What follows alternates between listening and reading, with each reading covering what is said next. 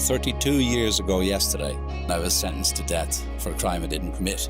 You were wrongly imprisoned and you've lost your life. It's the only one you're going to have. Las condenas cerradas son un problema a nivel mundial. Hay personas inocentes condenadas, lamentablemente, en todo el mundo.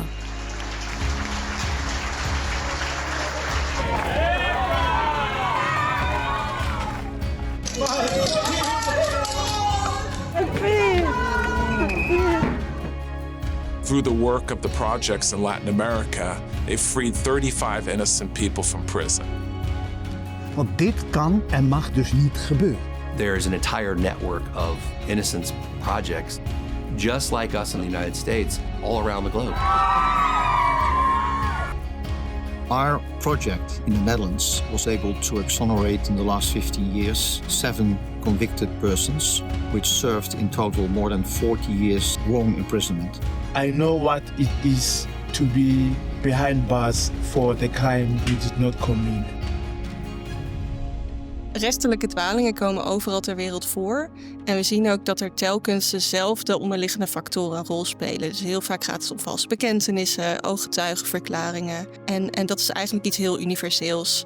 Dus dat zien we in de Amerikaanse data. We zien het nu dus ook in Europese data. En ik denk dus ook dat we daar iets aan moeten doen met z'n allen. Es ist immens schwer, eine Wiederaufnahme erfolgreich zu bestreiten, allein aufgrund der doch so erheblichen Konsequenzen, die ein Fehlurteil für den oder die Betroffenen mit sich bringt. Ja, ich bin erleichtert, dass endlich mal die Wahrheit ans Licht gekommen ist. Ich freue mich auf Neuanfang, dass ich die Freiheit schnuppern kann. 台湾冤狱平反协会自2012年成立。我做呀。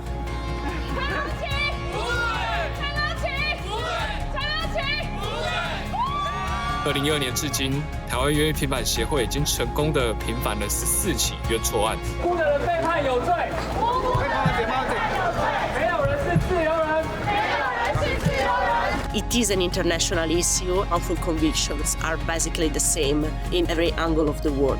冤罪は世界共通の問題です。Keiko Aoki has been fighting to clear her name for more than 20 years. Innocence Movement är nu global och vi är en del av den. Den finns överallt eftersom problemet finns överallt.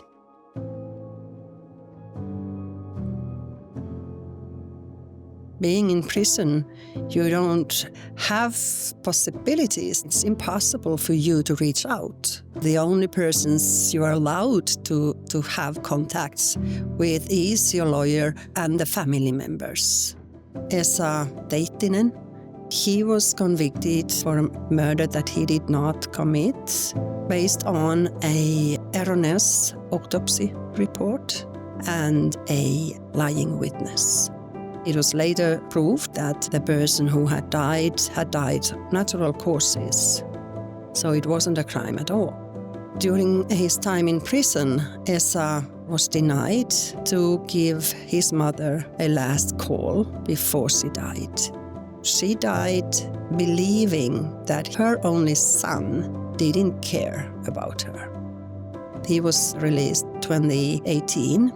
First thing Esa did was to go to his mother's grave, bringing her flowers and asking her to forgive him that he wasn't able to say goodbye.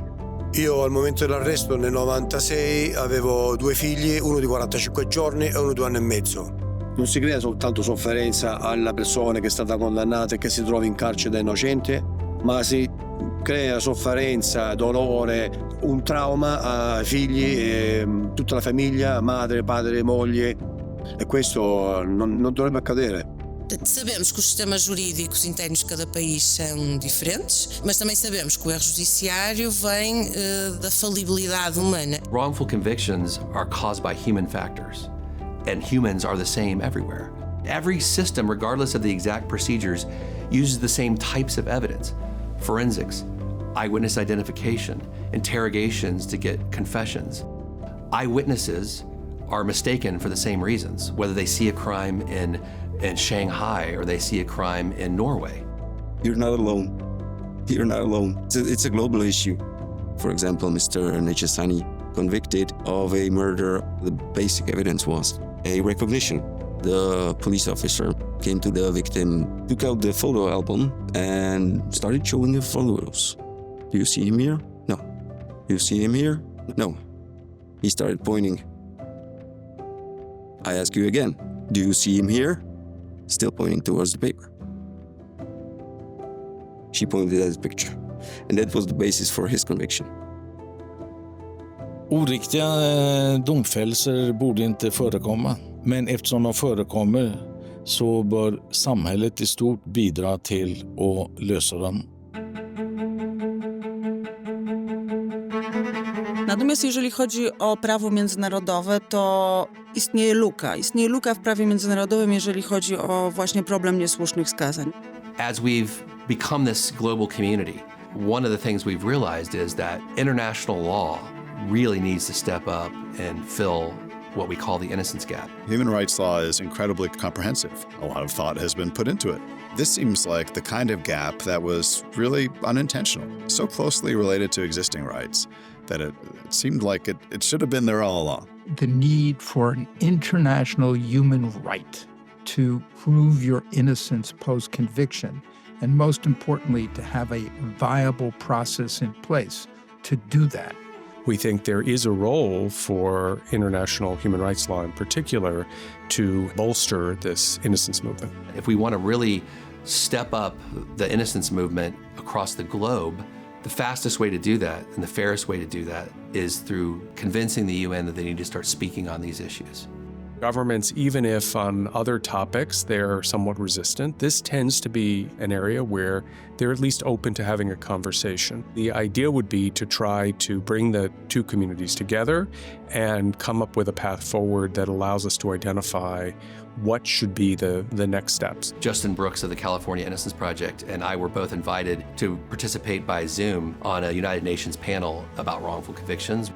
This was followed up by a conference in Switzerland. We've had the attention of the United Nations, the opportunity over 2 days to speak with special rapporteurs, members of the Human Rights Committee, members of the Human Rights Council, key people who we've been attempting to present our case to over the past couple years. All these efforts of trying to get the ear of the UN have started paying off. We've had some fruits of that in the past year. In 2023, we had a decision from the United Nations Human Rights Committee. A person who had significant evidence of innocence in prison in Kazakhstan filed a complaint with the United Nations against Kazakhstan because Kazakhstan refused to look at the new evidence, evaluate it, and exonerate him and free him. And the Human Rights Committee issued a decision, just like a court might here in the United States, that said, this is a human right. It's part of the right to a fair trial. Here we have a UN, United Nations body, the Human Rights Committee, for the first time recognizing the right to exoneration through new evidence of innocence as a universal human right. The UN has expressly stated that there's a right to DNA testing for post-conviction, and there's a right to present evidence in order to prove innocence. That was a big breakthrough. תנועת החפות והמאבק לחשיפה של הרשעות שווא הוא מאבק גלובלי. אנחנו חלק מתנועה גלובלית. If the United Nations starts speaking in terms of the right for someone in prison who claims they're innocent to have DNA testing done, the right to come back to court and have your conviction overturned when there's new evidence of innocence, right to compensation after exoneration. When the UN starts speaking in terms of these things, they become recognized and adopted as universal human rights. There are people in prison around the world that had no relief before that can now either go to their domestic courts and point to the UN statements and say, this is part of international law. You have to give me the right to freedom.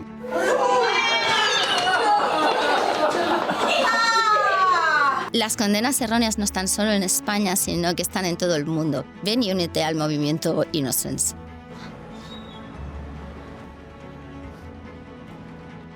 L'erreur judiciaire est un problème qui nous concerne tous, dans tous les pays, y compris en Europe, et il est temps qu'un droit fondamental, garanti sur le plan international, permette de meilleurs mécanismes pour faire valoir les demandes en révision. We realize that this is a long battle. It's something we have to do, though.